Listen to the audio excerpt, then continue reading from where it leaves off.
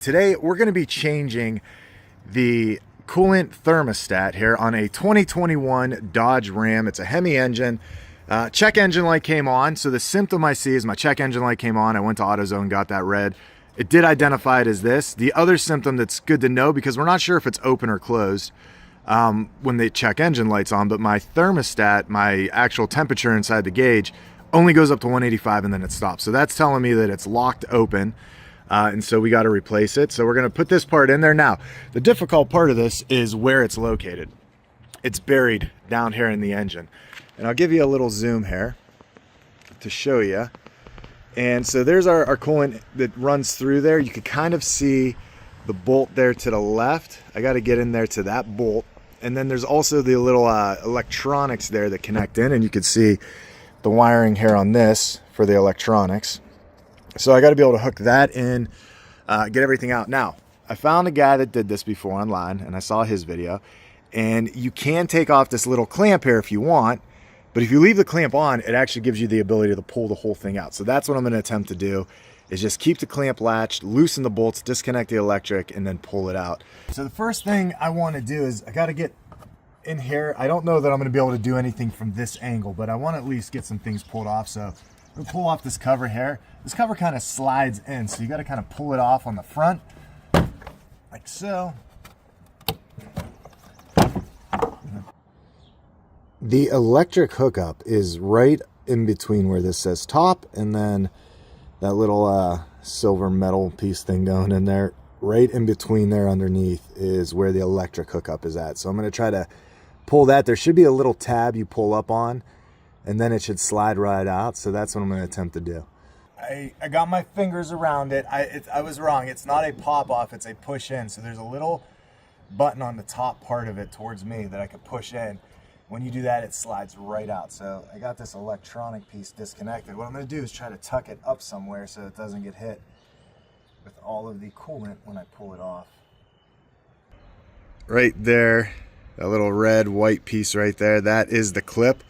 Like I said, there's just a little piece here on the end that you push down and it slides right out. So I just tucked it up here because the other piece that I'm going to unscrew now is back here, and it's going to drop all of the coolant hopefully down there into my little bucket I set underneath. So now we got one loosened. I'm going to get to the other one now. I just got to see it to know where it's at.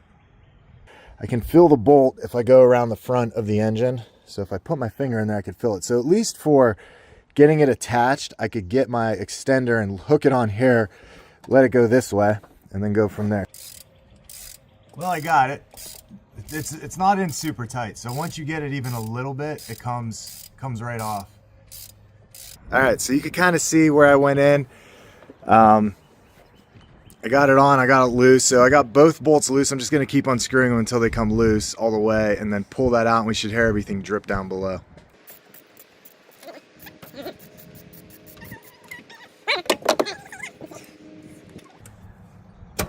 There we go. All right. We got it pulled here. All we got to do is pull this out now. It's nice and loose. You can see everything starts to drain out. One of the bolts is still on a little bit, so I just got to loosen it all the way. But I got it all drained. Some of it spilled, but I got it going down there into my bucket. What is that stuff again? It's called coolant. This piece we want to get out. So we want to be able to pull this up here and just kind of bend it around everything. I want to make sure I'm not putting too much stress on any other line. I'm pulling this around. Now that I got it over here, we can work with it. So we want to take off this clamp.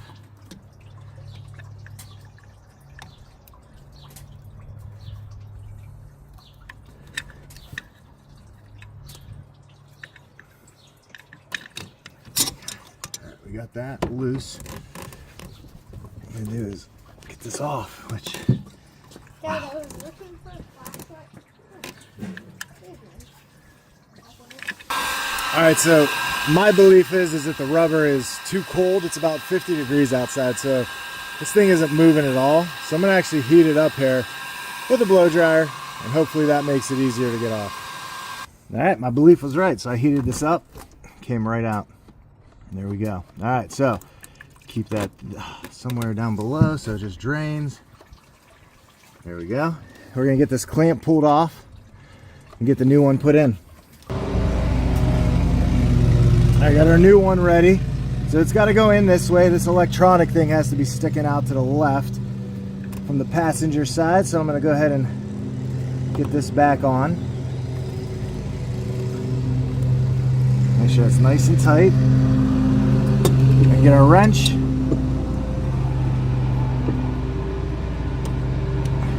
Squeeze that. Just going to maneuver it right back on. Nice and easy. It should go right over that lip. There we go. Okay. Right back where we had it. It's all nice and tight. Now again, being careful. I want to go ahead and stick this back under. I don't want to try to keep dust and stuff from getting in there, dirt.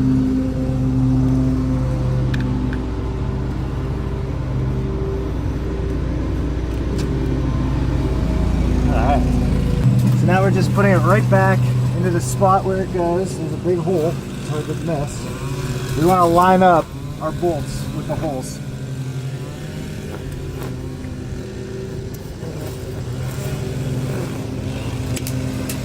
So the next part is getting these bolts in. Everything's lined up in there, so I'm just going to stick this in.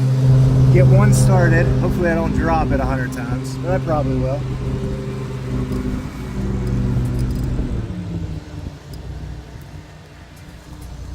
We gotta just see where I'm going. There we go. We're in. Let's start tightening it down. Hopefully it catches. All right, I feel it is caught. So we're gonna get that one sort of started. Get our other one on. This is gonna be the tricky one. I think I got it. I think I got it. This bolt. This bolt's a pain in my butt.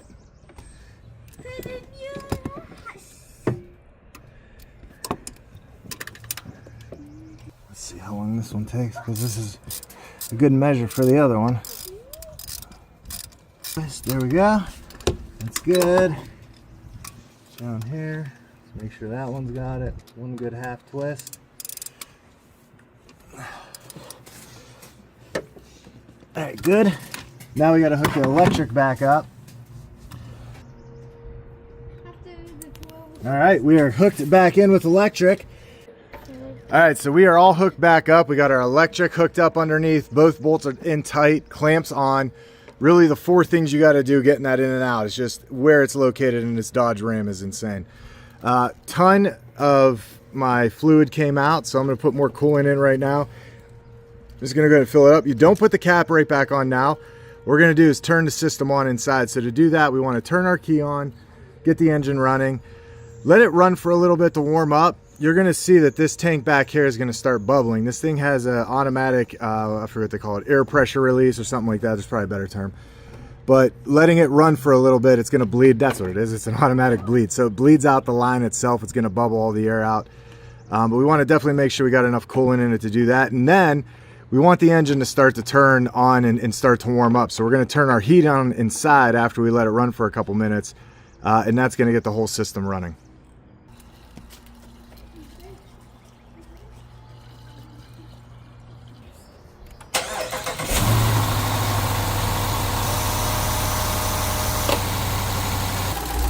All right, so we got everything started. Went ahead and put the cover back on. You can see a little bit there. It is bubbling. This tank in the back bubbles. So when that's bubbling, it's bleeding. There you go. See it bubbling. It's bleeding the system out. So we're gonna let it run again. We're gonna let it get warm. We're gonna go inside and turn on our heat. Just put it on low here.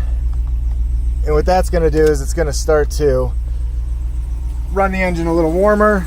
It's gonna ask for a little more demand. And it's going to allow this to definitely bleed out, everything heat up. Another thing we're just checking is making sure down here in this area that we're not leaking anything crazy coming out of where we just hooked everything up. I don't see anything dripping, so we're in good shape there. Another telltale sign is going to be to see if this gauge gets over 130 or 185 too. So I'm going to go ahead and put the cap back on, assuming we bled it out. Here, we've been running it for about 5-10 minutes now. So we're going to see if that heats up and go from there. That's all. So if you like this video, please hit that likes button down below. Hit subscribe. If you have any questions or comments, put them in the comment section. We check that constantly. Thanks for watching. We'll see you next time.